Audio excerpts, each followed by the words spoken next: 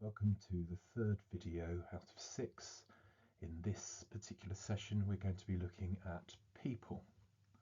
Please remember, none of these videos is a 100% replacement for your own work.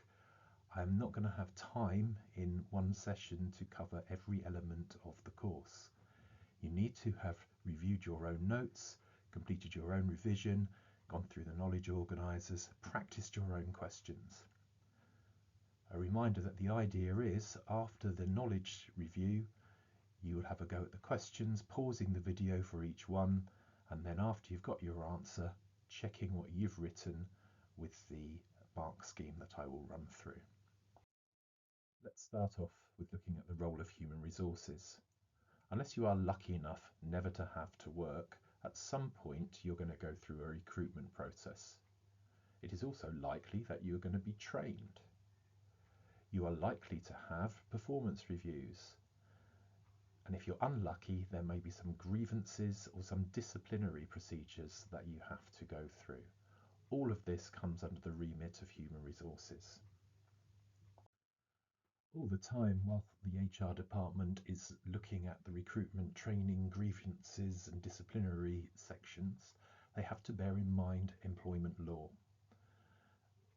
Not only employment law covering the Equalities Act, but looking after the health and safety of people at work. Let's now turn to organisation structure and different ways of working. When we're talking about an organisational structure, we're looking at the roles and responsibilities that people hold within a business, reporting lines, who makes decisions, who carries out tasks, how things are organised. Businesses can be structured in terms of tall hierarchies or flat hierarchies. Neither of those are perfect. Tall hierarchies, while they give opportunities for promotion and smaller spans of control, which can lead to high levels of motivation and less stress, can be slow in responding to changes to market demand. Flat structures, with a smaller chain of command and a wider span of control, can lead to high levels of motivation as tasks are delegated to employees who may be more understanding of what is needed from the customers, but that can lead to problems with communication if managers have got too many employees that they are responsible for. The whole point is that the business organisation structure needs to reflect the needs of the organisation. When we are talking about different ways of working, we are really looking at contracts and where people are working. Although there is no legal number that denotes what full-time working is, we tend to view it as anyone who has a contract, which means they are working 35 hours or more per week. Flexible working covers a whole range of different ideas, and that includes being able to work remotely. So instead of coming into the office, working from home. Flexible working also includes the idea of shift work. So you might work 9 till 5, or you might work 5 till 3 in the morning. Job sharing is when 2 or more people share one particular role and split that full-time role between themselves. Ways of working have changed dramatically over the last few years. The process of change could be argued to have been accelerated by the COVID pandemic. What is important is that the business needs to be aware of the needs of its employees, and if there are shortages of labour, it may need to adapt the ways of working to retain or attract different workers. When you end up in a workplace, one of the most common moans you will have is about how nobody tells anybody anything. It doesn't matter what business you are in, that will be a common theme. Business communication is about the interaction of employees and employers, either inside or outside of the business. It can also include communicating with customers, communicating with suppliers. There are different types of communication. There's verbal, and that verbal could either be in written words or spoken words. It involves meetings, emails, phone calls. And there's also non-verbal, and that is body language, facial expressions, tone of voice. Non-verbal is very important for how messages are interpreted. And also when you've got a situation where non-verbal body language isn't available, messages can be misinterpreted. We have formal and informal communication. Now, formal communication is the one where you get reports coming through the system down the chain of command. It's official meetings and is very good for maintaining that level of authority and uniformity and discipline within an organization. However, a lot of communication is also informal and it's spontaneous. It can be when you meet someone in the corridor, it can be having a chat over coffee, and that is very useful for maintaining good working relationships with different people in different parts of the organization. However, it can also spread misinformation and gossip. When we're talking about barriers to communication, you may well have experienced them in class. There might have been a noisy environment while you were trying to focus. You might have travelled abroad and had difficulty in communicating because you don't fully understand the language. One of the bigger and more common features of communication troubles nowadays is issues with technology. If you haven't been on a Skype meeting or other voice over the internet protocols and never heard the phrase, "Is my microphone working?" then I'm not sure you've ever been on an online meeting. So there are lots of barriers which can actually impact the message and the clarity of the message that is trying to be transmitted. When we're talking about communication channels, these very much follow the formal or informal pattern of communication. Each of them have advantages and disadvantages. And if we just think about emails, emails are a written form of communication that was designed to speed up the process of getting messages from different parts of an organization. We all know the volume of emails has rapidly outgrown the ability of individuals to keep on top of them, and therefore a disadvantage of emails is they can often get missed. That means they might not necessarily be as effective as they could have been.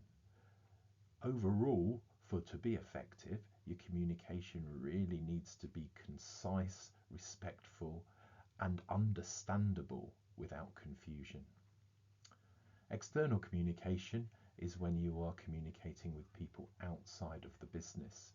Most people think about communicating with customers through things such as advertising. However, your suppliers will also need to be communicated with, as would maybe your local council or sometimes lawyers through legal issues that you have to deal with. Communication obviously is enhanced if you have good interpersonal skills. Interpersonal skills such as being able to speak clearly, to be able to have a mastery of the language, to be respectful, and to be able to listen and actually hear what the message is are all going to aid your ability to be effective as a communicator as well. Finally, on this slide, technology. We've already talked about email, but as technology has advanced, we are able to have meetings where people are located in different parts of the globe and communicate via the email. They can share information and large files and collaboratively work on them at the same time. All of these advances in the digital age have, to a great extent, improved the efficiency of communication. Most people think about recruitment and selection as the key part of the human resources department, and it is very important. When we are talking about recruitment, we are talking about having the right people with the right skills in the right place at the right time. When a business is recruiting, it needs to identify if there is a vacancy. It will need to produce a job description which identifies the duties that the person will be undertaking as part of that role. The job description will also identify where the person fits in the hierarchy, who they report to, who might report to them. It could have details of salary and possible progression. They will also need a personal specification, which would give details of the qualifications needed, any skills and qualities that the person fulfilling that role would have. This document will be used as part of the process of selecting the right candidate. Methods of selection are wide-ranging. Traditionally, you might have had an interview. You might be taken away to a recruitment centre and could spend a couple of days going through a variety of selection tasks to identify the best person for that role. All of these recruitment processes will need to take account of legislation. The Equalities Act in particular means that you must appoint the most suitable person for that role and put any personal bias to one side. Otherwise, you will open up the organisation to possible legal action. Where a business gets candidates from to fill vacant positions is going to depend. Are there internal candidates who are suitable, who are looking for promotion? Internal recruitment can be less expensive and can be faster. It can lead to greater employee loyalty. However, those candidates who apply and don't get the role might become demotivated. If you promote internally, you are possibly creating another vacancy in a different part of the organisation. And that internal candidate might only know about the business and not come in with many new ideas. External recruitment, on the other hand, can bring in those new ideas, can bring in new skills. However, it is going to take longer to recruit from outside the organisation than within. That time alone is going to be more expensive.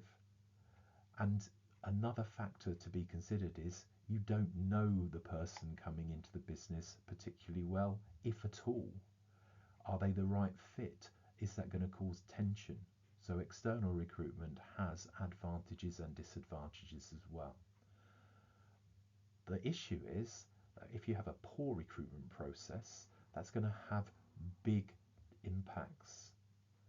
It doesn't matter whether that person is internal or external. If they are the wrong person, that can decrease morale, decrease productivity, and have an impact on your business.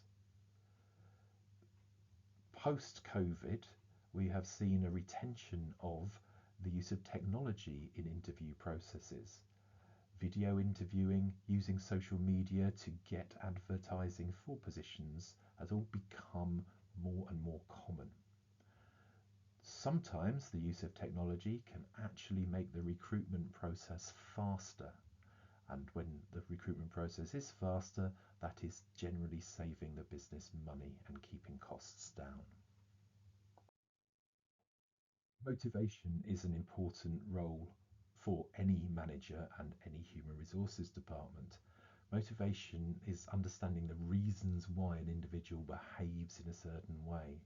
Why are you listening to this video right now, whereas maybe some of your friends are not?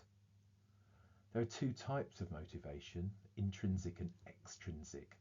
Intrinsic comes from internal factors such as enjoying the job, or maybe in your case, wanting to achieve something.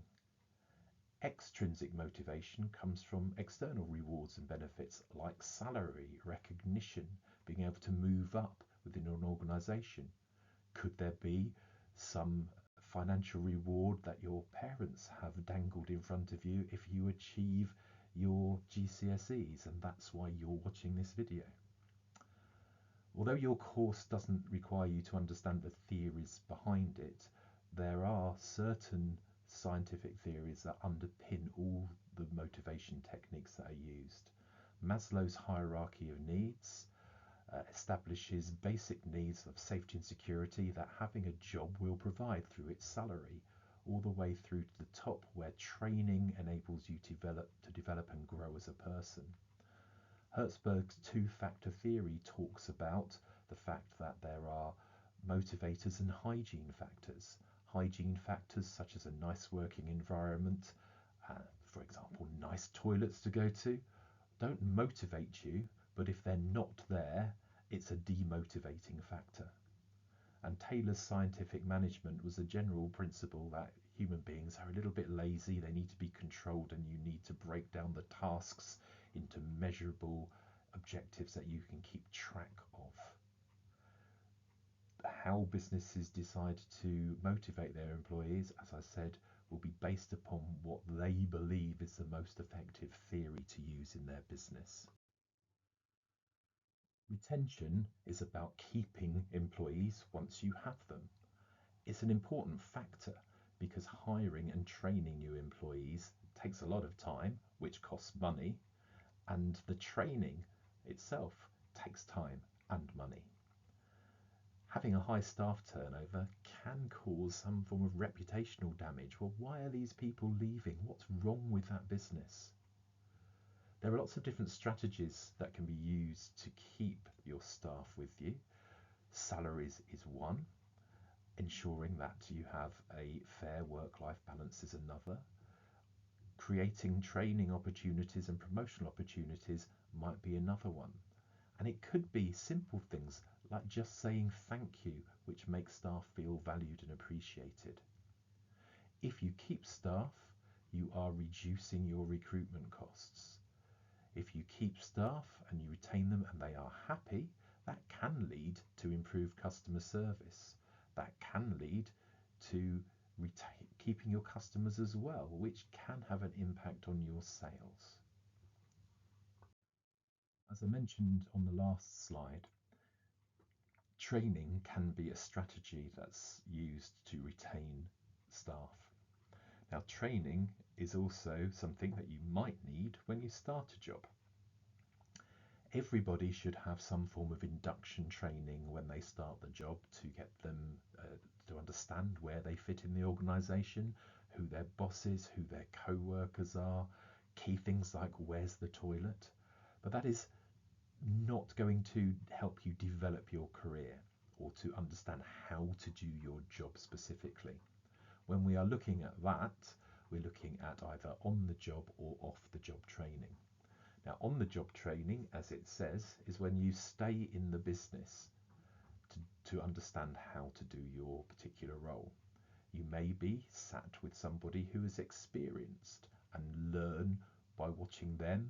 You will then do the job and they will watch you until everyone is comfortable with what is going on there.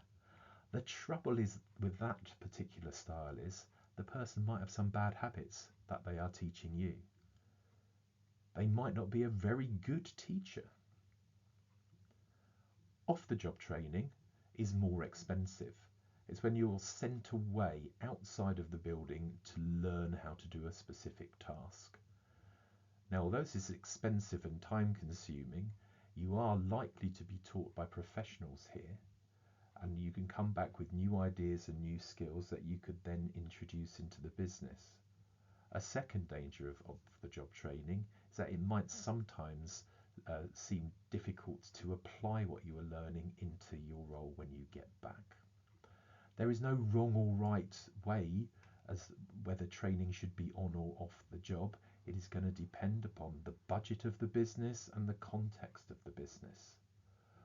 One important thing to remember though, that if you don't invest in training, you are likely to lose staff if they're not feeling valued, and you are not going to have staff being as efficient as they possibly could. When you are deciding on the type of training, you need to ensure that there's a need for it. If you are just training people for the sake of training people, then that is a cost. Ideally, your training should help the business to meet their objectives. For example, if someone doesn't know how to use a machine, then they're not going to be able to produce any goods. If they're not going to be able to produce any goods, the business aren't going to be able to sell any. They might have a target of actually surviving, which means they need to make products and the staff need to be able to produce them. Hence, there is a need for that training. Businesses have to take account of a variety of employment laws which govern the relationship between themselves and their employees. When a contract is signed, you are creating a legal agreement between you and the worker. The worker is agreeing to give you up their time, and you are agreeing to pay them. As part of that contract, the worker is entitled to know what the working hours are, to know what their holiday is, to know about sick pay and redundancy rules. When you are in the workplace, you are entitled to be kept safe. The Health and Safety at Work Act enshrines a legal responsibility on the employer to train you so you are safe when doing your job. The employee has a responsibility to inform the employer of any problems that they spot that could impact on the health and safety of the workplace. Discrimination laws are protected under the Equality Act. You aren't allowed to be discriminated against on terms of age, gender, race, sexuality, disability, nationality, and religious beliefs. And you have employee protection. That means you can't be dismissed without proper grounds and due process. In addition to the laws that we've already talked about, workers have protection on things such as rest breaks, on maternity and paternity leave. There are laws about being able to join an employee body, such as a trade union, who can negotiate with the employer on terms of wages, safety, holiday pay, all of those things. And a human resources department is responsible for ensuring that the business is following the law in each of these cases. Finally, some more things to discuss. If things have not been successful with your employer, you have the right to employment tribunals. Whistleblowing protects employees who want to raise serious concerns about having action taken against them after that information has been revealed. It's now time to look at some questions from section A, which is the multiple choice section. The overwhelming majority of these questions are knowledge based. There may be some that are not. The idea here is that you will pause the video, answer the question, and then restart the video to check your answer. Which one of the following is a role of human resources? That is B, increasing employee retention. D is a feature of marketing. C could be a feature of different departments. And A is a feature of marketing too. Which of the following is advantage to a fruit farm of employing temporary workers to pick the fruit? A, discrimination laws do not apply because the work is only for a few weeks. B, induction training will not be required because the work is not permanent. C, the number of workers employed can be varied according to the season. D, workers are likely to be more committed to their jobs and pick more fruit. The answer is C. Employing temporary workers to pick fruit is clearly linked to the fact that fruit is seasonal. Employing seasonal workers is part of the flexible workforce, which enables businesses to react to the dynamic market and employ staff as and when they need them. Which one of the following is required by law? A, all employees must be given a voucher for free eyesight test each year. B, employees who work from home must work a maximum of 16 hours a week. C, everyone who is self-employed must have private medical insurance. And D, full-time employees must be given at least 5.6 holidays per year. Which is required by law? Every employee in the UK is entitled to paid holiday. Which of the following is a benefit to a business of using off-the-job training? A. Large numbers of employees can be trained at the same time. B. Likely to be cheaper than on-the-job training. C. The training can take place while the employee is working. D. Workers need to be paid for time spent doing off-the-job training. So the answer to which of the following is a benefit of off-the-job training is A. Large numbers of employees can be trained at the same time. Candidates struggled with this question, and it was the large numbers that threw them. The idea behind this is that if you are sending workers away to a training centre run by a professional body, that is likely to be able to cater for more than one or two employees in one go. And if we look at the other options, we know that off-the-job training is more expensive than on-the-job training. We know that if you're off the job, it won't happen when you are working. And we know that workers need to be paid anyway, whether they're doing off-the-job training or on-the-job training. So by default, it has to be A. Let's now have a look at some case study-based questions. Each paper has 15 multiple choice questions, which is section A, and then the rest of the questions up to 80 marks is accounted for by a variety of questions from 1 markers through to 9 markers. All of the questions in section B come after a case study. If the question specifies the business, then you need to make sure your answer links into the case study. Let's read through Redrow Homes. Redrow Homes is one of the UK's leading house builders. House builders, such as Redrow Homes, typically use self-employed construction professionals alongside their own employees. Redrow Homes employs over 2,300 people in a range of jobs, including trades such as carpentry, plumbing and bricklaying. They also employ landscape designers, customer service administrators and sales advisors to sell the houses. The company is committed to staff development, with 15% of the workforce undergoing an apprenticeship or other formal training program. Redrow Homes have been named one of the top 100 apprenticeship employers for the last 5 years and was recently named the Construction Industry Training Board Apprentice Employer of the Year.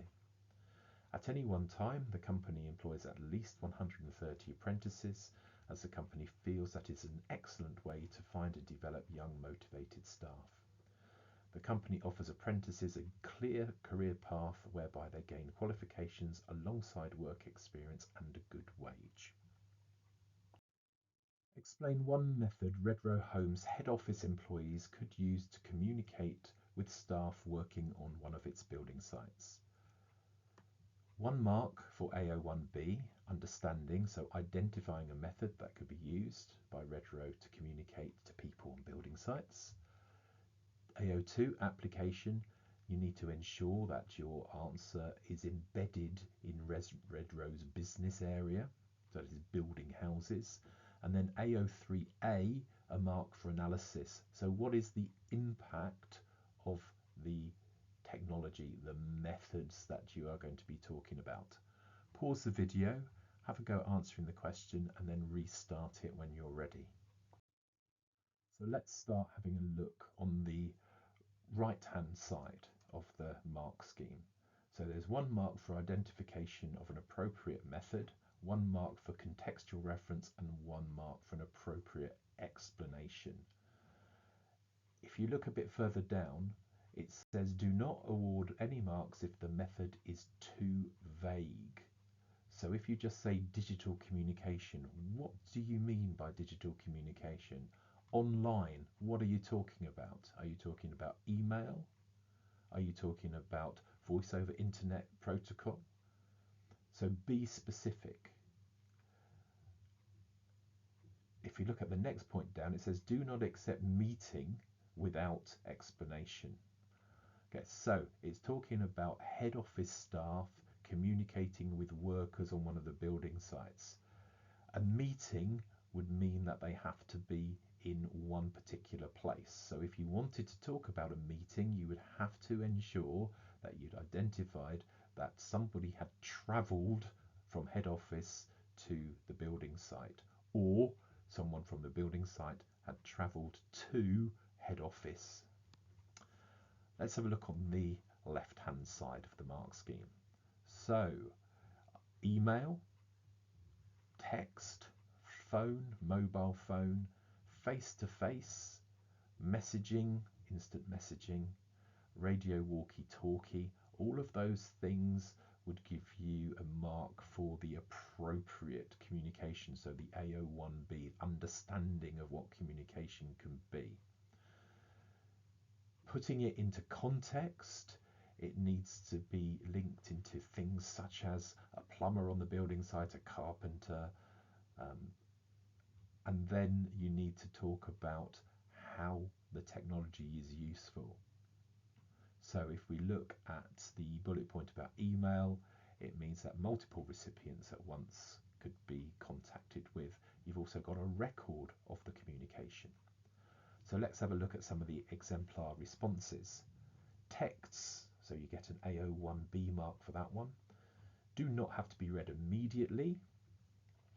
That's your AO3A analysis mark, whilst a plumber is soldering pipes in the loft. That's your application mark. Second one, head office employees may use email. So that's your AO1B mark, understanding that email is a method of communication. To communicate with multiple employees at the same time. So that's the analysis mark. Multiple employees is the advantage, but it hasn't got any application because there's no link to what the employees are doing on a remote building site. Let's have a look at an identify question. So identify 2 reasons why employee motivation is important to Redrow Homes. Now you might think that an identify question like this is going to be a knowledge mark, but it's not. It's application, because the questions ask you why it's important to Redrow Homes. So your answer needs to be embedded in application as to how Redrow Homes would find motivation important. Pause the video, have a think about that, and give me 2 reasons. Okay, let's look at the mark scheme. Start off by looking at the right hand side. So we know it has to be in context, and if we go further down to the paragraph, it says contextual references. It tells you what it means. So you've got to have some reference to a building activity. If you don't, then you are not going to be able to pick up the work. And really important, you do need to be specific. As you can see from the last paragraph on the right hand side, vague references, site, trades, workers, employees is not enough to get application. That could apply to Tesco's. It needs to be specific to Redrow's industry.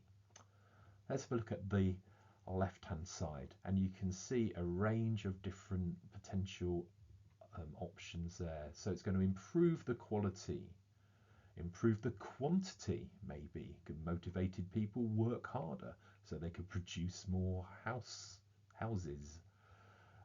Motivated workers are less likely to be off sick, because even if they are feeling a little bit under the weather, they'll still come in. Whereas if you've got demotivated employees, the slightest sort of feeling a bit under the weather will mean they'll call in off sick.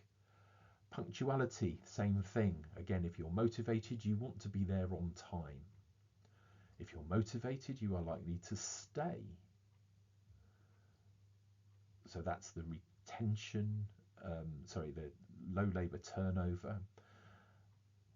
You're not going to have people paid to stand over people who are motivated, because they're going to want to do the work. Motivated employees will make more sales. If you've got a happy workforce, the reputation will be enhanced, and that will be easy to get more workers coming in and joining the business. So lots of different ways you could pick these marks up. You needed 2 separate points to get both the marks. The next question is a state question. So businesses may use financial or non-financial methods to motivate employees. State one example of a financial method and one example of a non-financial method. This is a knowledge question, so you do not need to write a detailed sentence. It could just be a few words. So let's have a look at some financial options. So you could have a pay rise, bonuses, profit sharing, fringe benefits, or performance related pay. Please note the first bullet point, we've got pay rise / increased rates of pay.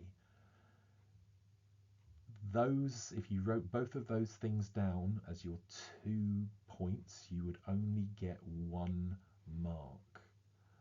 Even though it says one financial method and one non-financial method, we will still find people putting down 2 financial or 2 non-financial methods. So please be aware of what you are writing and where you are writing it.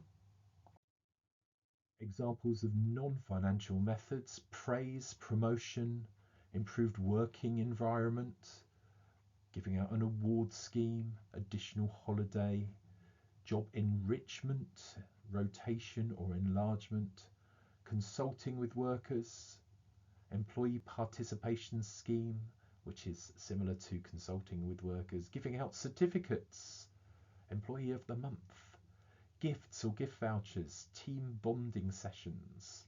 Now the only thing to bear in mind here, which you may have noticed on the previous slide, gift vouchers are not considered to be financial rewards. They are considered non-financial methods of motivation, even though there might be some form of financial money that comes along with them. Another state question for 1 mark. State one reason why a business may need to recruit new employees. Again, this is a knowledge question. It's likely to be a few words long, although you could get away in certain cases with just 1-word responses. Pause the video, come up with your answer, then restart it and check. Okay, so we've got a range of different options here. Existing staff may leave, to ensure sufficient staff are available, covering maternity leave, covering long-term absence, fill a shortage of skills, to increase with additional work because the business is growing. That's the same thing as higher demand. To gain new staff, to gain new skills, to gain new ideas. All of those would have been potential answers. Okay, an analyse mark. Now, there are 6 marks for this question and it's split into 2 sections. So you have 3 marks for interviews and 3 marks for group activities. Redrow Homes could use interviews or group activities to help select new apprentices. Analyse how each of these methods could be used. There's 1 mark for understanding, 1 mark for application in the context of Redrow's business, and 1 mark for analysis. That's an AO3A. Why are they useful? So let's start off by looking at interviewers. So in terms of understanding, you could talk about how it's a one-to-one conversation. You're asking the candidates the same questions verbally. That means you can get some non-verbal clues as well. You can see how the candidates present themselves. You can tell how they can communicate, what they're like interacting, and how they could perform under pressure. So, exemplar responses for interviews. Interviews allow one-to-one conversation, so that's your AO1B mark, that's the understanding. Redrow can use to have an in-depth assessment of applicants' knowledge. That gives you an analysis mark there, your AO3A mark, and then of building related matters, links that into the industry, so you get your application mark. Look at the second one. Face-to-face interviews can be arranged for Redrow to meet the applicant for a discussion.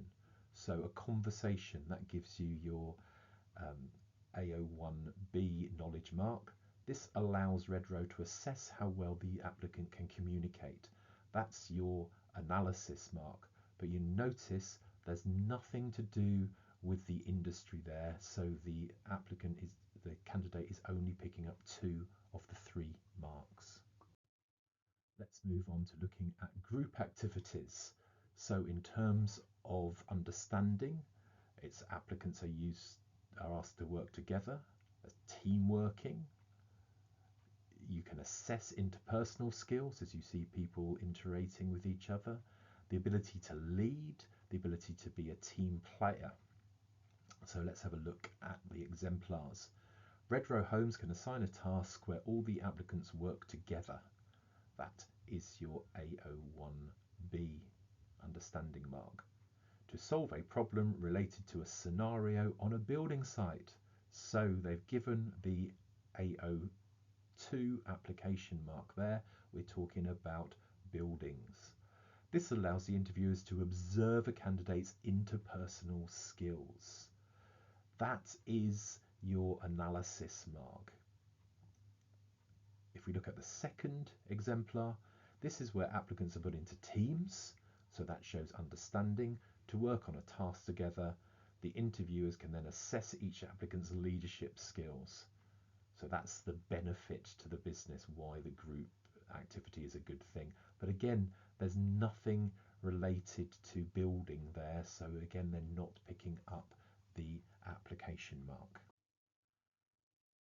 We now have a recommend 3-mark question. Now you may have noticed that this is a scaffolding set of questions. So you've had a series of 3-mark questions. So it's preparing you for that 9-mark. You've looked at interviews, you've analysed interviews, you've analysed group activities, and now you need to make a decision. So recommend whether Redrow home managers should use interviews or group activities to select new apprentices. Give reasons for your answer. So this is AO3B evaluation, and this is so easy to build marks as long as you follow this structure. So for 1 mark, you need to say whether they should use interviews or group activities. If you do nothing else, you'll get 1 mark. If you would explain your choice, that will give you a 2nd mark. And if you explain your choice in context to Redrow's business of building houses, that will give you 3 marks. Stop the video, write your answer, then come back and check. So let's have a look at the answer. Before we look at the left-hand side, I'd like you to look at the bottom point on the right-hand side. Do not award apprentice as context as it is in the question. Okay, so your context is going to come from the business's area of operation. So it is building houses and all the things that go along with that. So back to the left-hand side. Remember, 1 mark for saying what they should do, 1 mark for your reason, and 1 mark for putting it into some form of context. So the first exemplar, interviews, that gives you your recommendation mark. Are the best way because they can discuss with the candidate about the experience of working on a building site. So the discussion about experience is the reason, and the working on a building site is the application. So that gets 3 marks in total. The second exemplar, group activities, so that's your 1st mark, your recommendation, are a better way to select apprentices, as witnessing how the candidates work well is more accurate than asking questions in an interview. Absolutely spot on answer, but unfortunately there's no application to the business's context, so it only gets 2 marks. Let's have a look at another Analyse 3 marker. Analyse one benefit to Redrow Homes of using apprenticeships as a method of staff development. 1 mark for showing what the benefit of apprenticeship is. The 2nd mark for application for linking it to Redrow business's context. And then the analysis mark is what is the impact on Redrow Homes. So the question is one benefit to Redrow Homes. Candidates go wrong in here because they just see one benefit of apprenticeships and they talk about the benefit to the apprenticeship. The benefit must be to the company. Stop the video, answer the question, and then come back and check. Okay, so before we look at the left-hand side, just draw your attention again to the bottom of the right-hand side of the mark scheme. Do not award apprentice as context. That's the 2nd time that has appeared. Context is about the industry, the building. So in terms of your understanding, your AO1B, you could be looking at training is tailored. It's low cost for the business because you get money from the government to help support the apprenticeship scheme. It's on the job, so you could link that into the benefits of on-the-job training. Apprenticeships contribute by working while they're training, so although they are being trained, they're actually doing stuff as well. They could become loyal because they've received the training through the work, and apprenticeships do have a higher level of retention than other forms of employment. So an exemplar response. Apprenticeships can be tailored to the needs of the business. That's your AO1B understanding mark. So Redrow can train them to build houses. Application to the specification the company requires, so the quality of the houses remain high. That is the analysis. That's the reason why they would tailor the apprenticeship to the needs of the business. 2nd exemplar response, by offering apprenticeship to Redrow Homes, they can obtain government funding, thereby reducing business costs. Now this is an example where the candidate has thought, I'm just going to mention the company name and that's going to give me my application mark. It doesn't. Let's just reread that with a different company. By offering apprenticeships, Tesco's can obtain government funding, thereby reducing business costs. It's the same. You need to link it to the context to be able to get application marks. Right, let's have a look at another case study.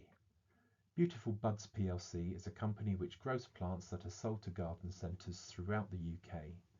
Beautiful Buds plc has a new managing director who has proposed a merger with Green Gardens plc, a chain of garden centres selling a wide range of plants and other garden products.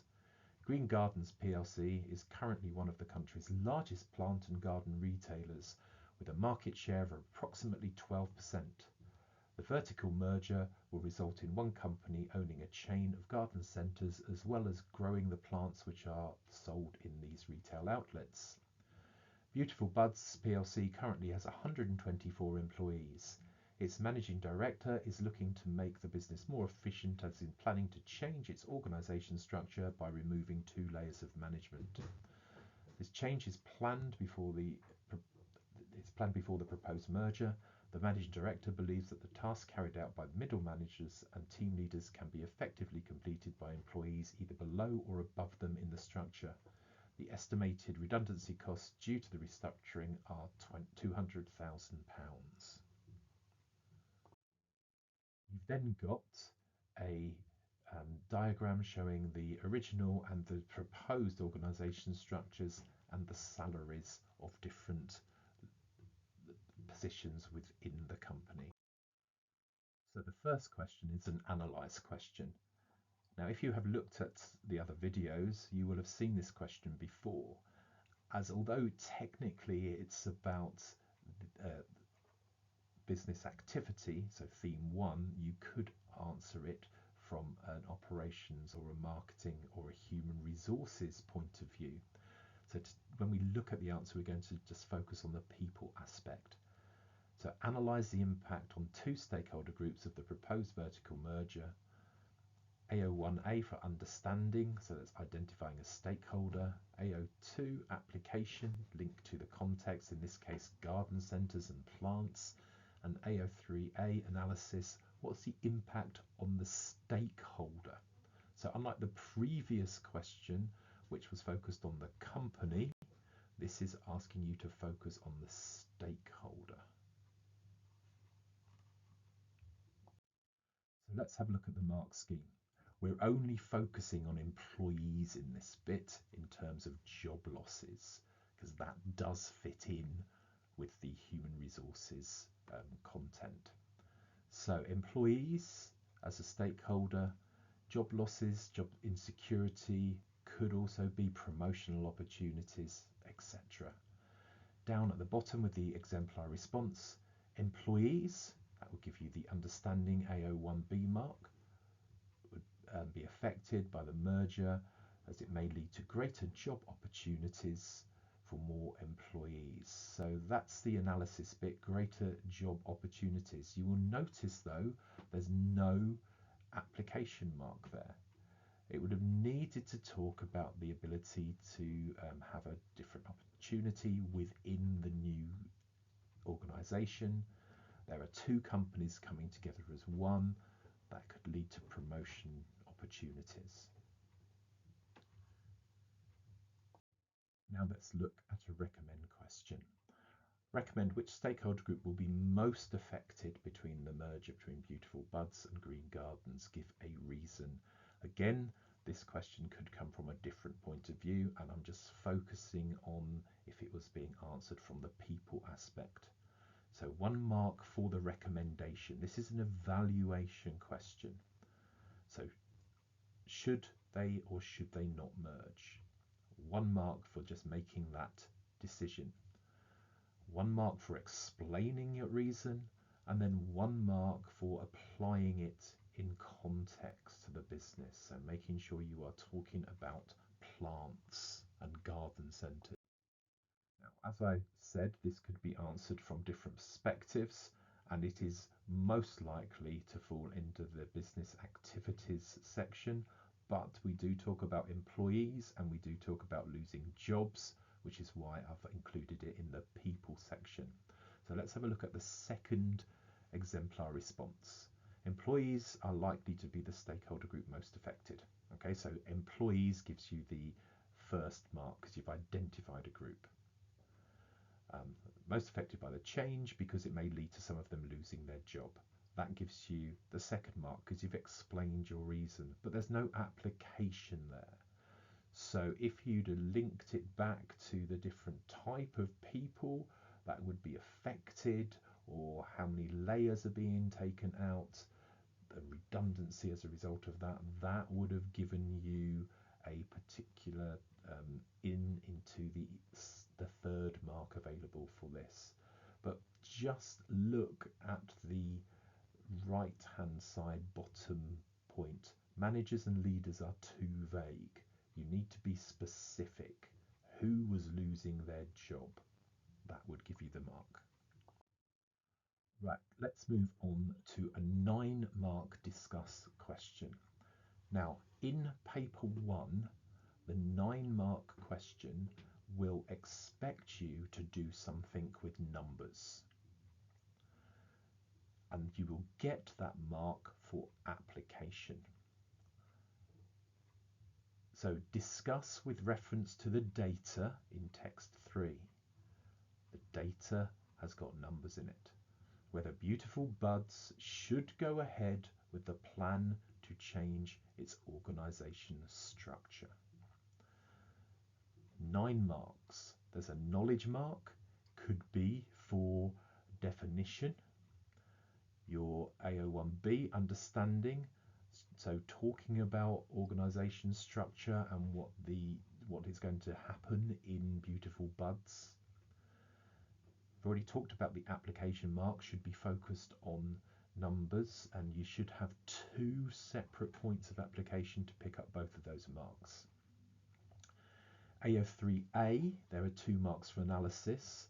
So what are the benefits or drawbacks of that merger? And then AO3B is evaluation. Now you should be used to doing these evaluation points now, the AO3B ones, because the structure is pretty much the same, whether it's a 3-mark recommend, which is an evaluate question, or it's in the 7-mark questions, or if it's in the 9-mark questions we've got now. So there's 1 mark for saying whether or not they should merge or not. 1 mark for explaining that reason, and then 1 mark for linking your explanation to the context of the garden centre. Now, this is important. It's a 9-mark question. It's the biggest question that there is on the paper.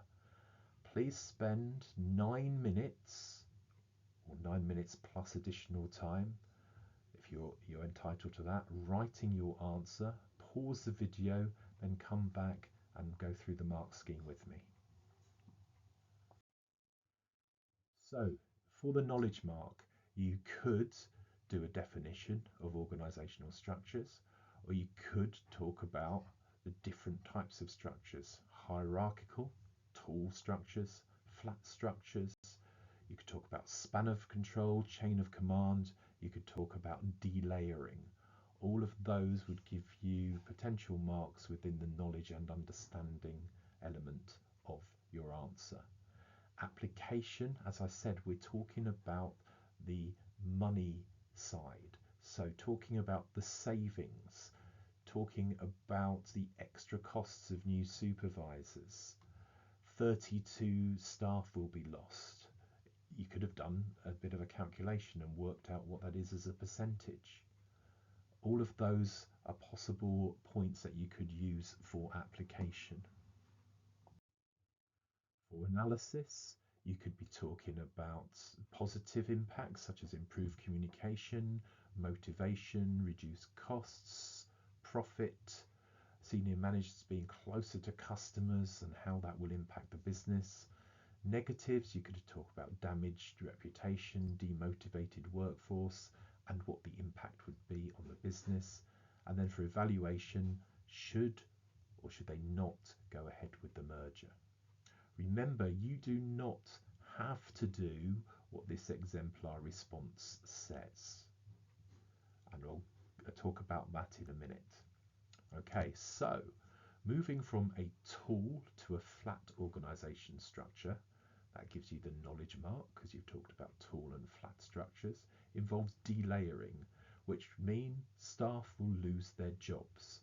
So the knowledge mark has been picked up from talking about how they're delayering, going from tall to flat, and then the understanding mark comes from that means people are going to lose their jobs.